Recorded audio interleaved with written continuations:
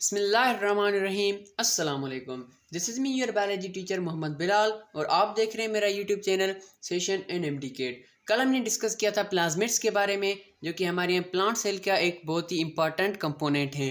और आज हम बात करने वाले हैं एक ऐसे ऑर्गेनेल के बारे में जिसके ज़रिए पूरे के पूरे सेल में हमारे यहाँ ट्रांसपोर्ट का प्रोसेस होता है, जिसकी वजह से सेल में डिफरेंट मॉलिक्यूल्स एक जगह से उठकर दूसरी जगह शिफ्ट होते हैं और सेल को एनर्जी प्रोवाइड करते हैं या फिर सेल के डिफरेंट फंक्शन करते हैं। तो उस ऑर्गेनेल का नाम है हमारे यहाँ एंडोप्लाज्मिक रेटिकुलम, जो कि एक हमारे यहाँ नेटवर्क होता है जो कि न्यूक्लियस मेम्ब्रेन से लेकर हैं हम एंडोप्लाज्मिक रेटिकुलम के बारे में है।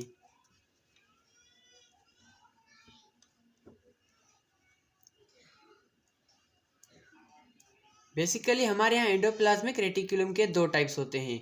अगर आपने 9th में या फिर मैट्रिक में पढ़ा होगा बायो में कि एंडोप्लाज्मिक रेटिकुलम हमारे यहाँ दो टाइप्स का होता है। एक होता है हमारे यहाँ रफ एंडोप्लाज्मिक रेटिकुलम, दूसरा होता है हमारे यहाँ स्मूथ एंडोप्लाज्मिक रेटिकुलम। बाद में आते हैं इन दो टाइप्स पे, लेकिन इससे पहले हम बात कर लें इसके कुछ कैरेक्टरिस्टिक्स के बारे में। तो मैंने क्या बताया कि ये नेटवर्क होता है इनसाइड साइटोप्लाज्म। नेटवर्क आपको नहीं पता तो एक हम ऐसी चीज़ को कहते हैं जो कि फैली हुई हो। तो ये क्या है, साइटोप्लाज्म में फैला हुआ होता है। नेटवर्क इनसाइड साइटोप्लाज्म पूरे के पूरे साइटोप्लाज्म में फैला हुआ होता है। और दूसरा क्या मैंने बताया कि ये जो होता है न्यूक्लियर मेम्ब्रेन से लेके हमारे यहाँ प्लाज्मा मेम्ब्रेन तक होता है। तो यहाँ पे मैं भी लिख देता हूँ,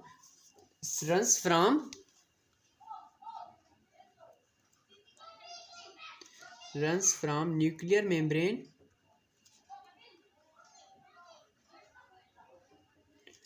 to cell membrane।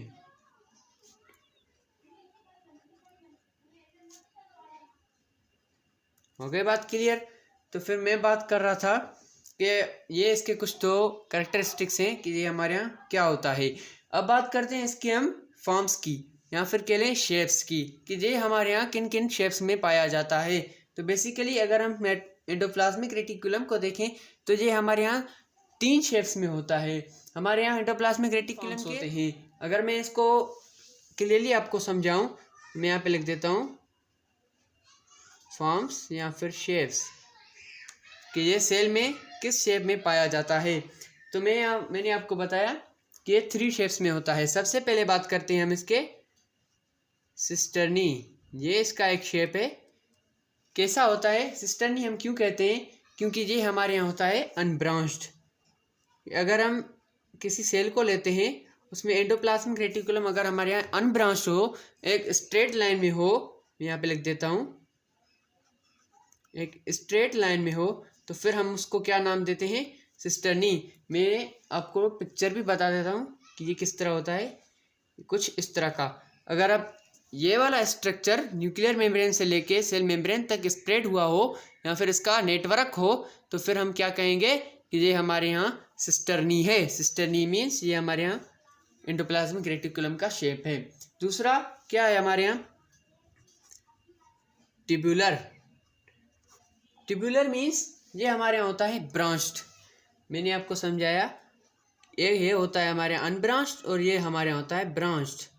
ब्रांच्ड कैसे, अगर हम बात करें, अगर ये यहाँ से न्यूक्लियर मेम्ब्रेन है, ये यहाँ से निकलता है तो वो कुछ इस तरह होगा, ऐसे ऐसे इसकी ब्रांचेस होंगी। हो गई बात क्लियर। तो अगर यहाँ पे अगर हमारे यहाँ सेल मेम्ब्रेन है तो ये इससे ऐसे अटैच होगा। हो गई बात क्लियर। ऐसे ऐसे इसकी ब्रांचेस होंगी, छोटी छोटी ब्रांचेस होंगी, जिससे ये हमारे यहाँ पूरी की पूरी बॉडी में ट्रांसपोर्ट वाला फंक्शन प्रोवाइड करता है। हो गई बात क्लियर। तीसरा और हमारे यहाँ सबसे अहम इसका जो शेप होता है जिसे हम कहते हैं वेजिकल।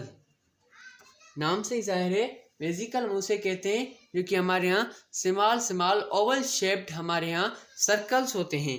मैं यहाँ पे लिख देता हूँ ओवल शेप्ड सर्कल्स। किस तरह, कुछ इस तरह के ये हमारे यहाँ वेजिकल्स होते हैं छोटे छोटे, जिसे हम नाम क्या देते हैं कि स्मॉल ओवल शेप्ड सर्कल्स। हो गई बात क्लियर। ये 3 हमारे यहाँ बहुत ही इंपॉर्टेंट या फिर आप कह लें एक परमानेंट हमारे एंडोप्लाज्मिक रेटिकुलम के फॉर्म्स थे या फिर शेप्स थे। तो हम बात कर रहे थे कि इसके दो टाइप्स होते हैं, एक होता है रफ एंडोप्लाज्मिक रेटिकुलम, दूसरा होता है रेटिकुलम। तो फिर बढ़ते हैं आगे हम इसके टाइप्स की ओर।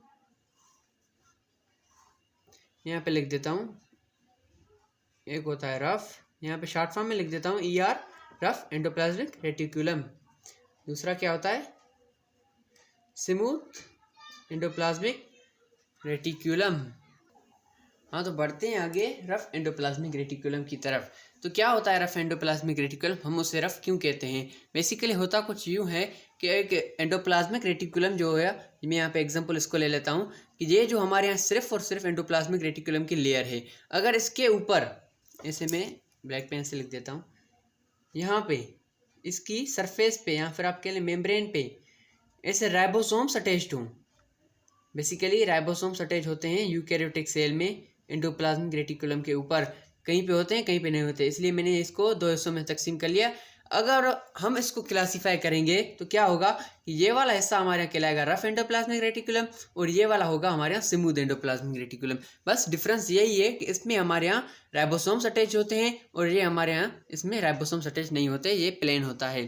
तो हम बात करते हैं कि रफ एंडोप्लाज्मिक रेटिकुलम, अगर हम बात करें फॉर्म्स या फिर शेप्स की, तो रफ एंडोप्लाज्मिक रेटिकुलम में हमारे यहाँ सिस्टर्नी और वेजिकल्स हमारे यहाँ रफ एंडोप्लाज्मिक रेटिकुलम में ही आते हैं।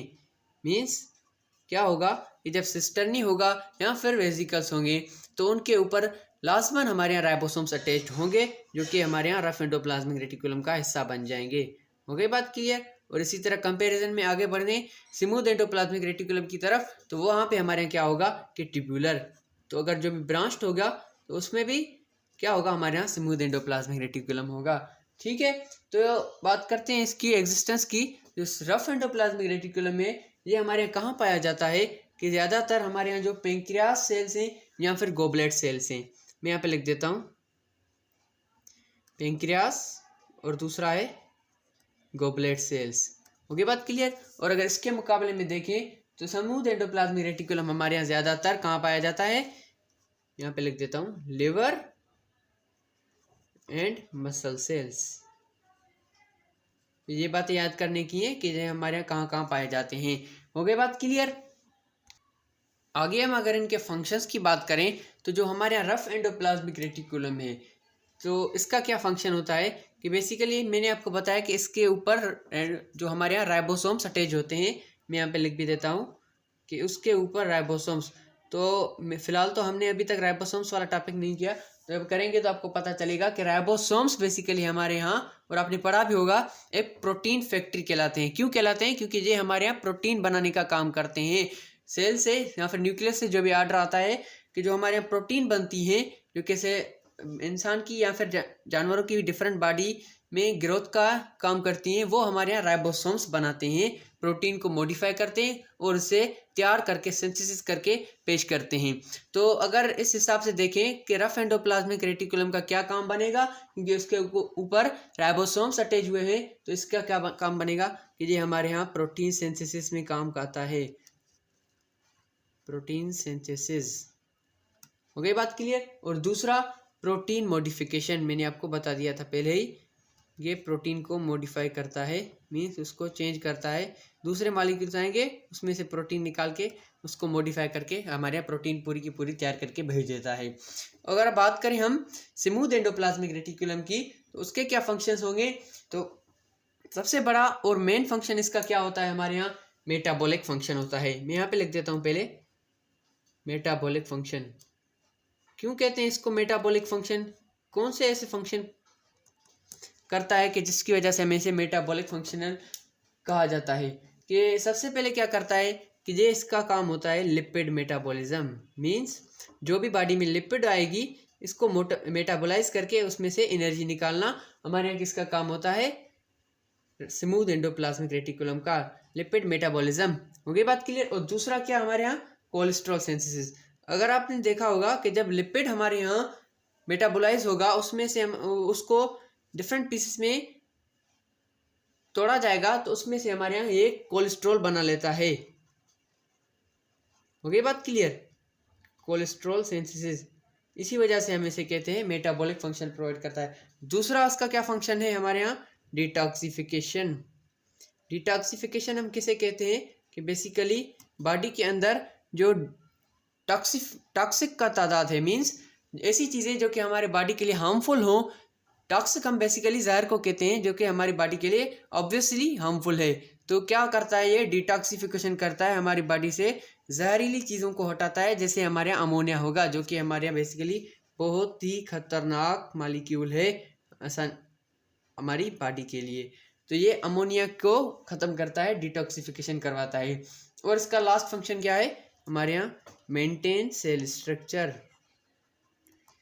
मेंटेन सेल स्ट्रक्चर क्यों? क्योंकि ये हमारे यहाँ ब्रांच्ड होता है और वाइडली फैला हुआ होता है।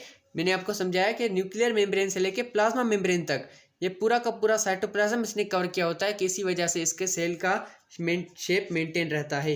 हो गई बात क्लियर? एक बहुत ही इंपॉर्टेंट बात रह गई कि अगर हम एंडोप्लाज्मिक रेटिकुलम को डिफाइन करना चाहें, मैं यहाँ पे लिख देता हूँ।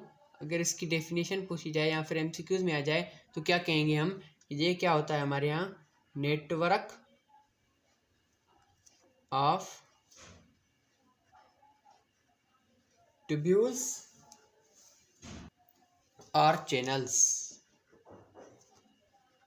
ये बात आप याद रख लें कि ये नेटवर्क होता है हमारे यहाँ डिफरेंट ट्यूब्यूल्स का या फिर चैनल्स का, क्योंकि चैनल मैंने आपको पहले ही बता दिया था कि जो वाइडली स्प्रेड हुआ हो।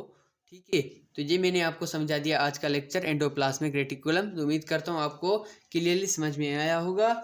तो फिर बने रहिए अपने मेंटर के साथ। मिलते हैं फिर नेक्स्ट वीडियो में, तब तक के लिए अल्लाह हाफिज़।